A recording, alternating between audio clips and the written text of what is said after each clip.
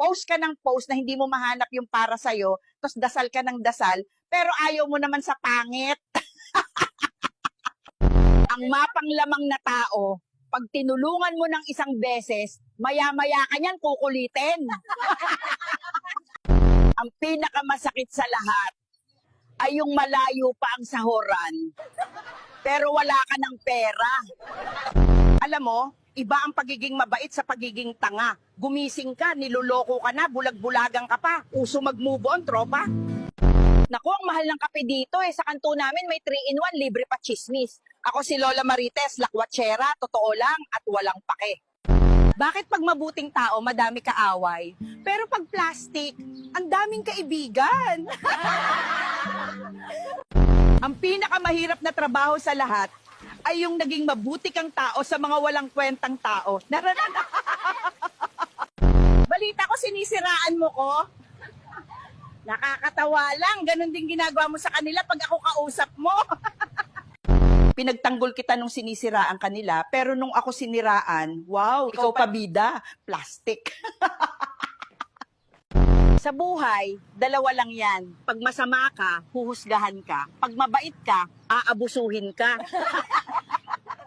Kung si Jack ay may Rose at si Juliet ay may Romeo, ikaw, may duty ka pa bukas. Ang kape parang love light. Minsan matapang, minsan matamis, pero laging kailangan para magising sa katotohanan. Punyemas, ang hirap dumepensa pag may putok ang kalaban. Shoutout kay Makmak, ang kapal ng mukha mo. Sa susunod, wag ka nang o-order. Ang layo ng bahay mo, West Philippine Sea pa. John, di ba IT graduate ka? Paayos na itong TV. Di po ako marunong mag-ayos ng TV. Huwag mo naligawan ng anak ko. IT graduate, di marunong mag-ayos ng TV. Peste.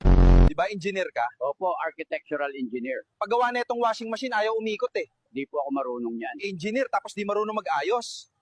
Aalis ako, huwag ka papasok sa kwarto ha. Manyakis ang asawa ko, bebebambangin ka niyan. Okay lang po, ma'am. Dito naman namin sa sala ginagawa.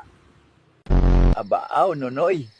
Nakatayo na naman yan. Bembangane.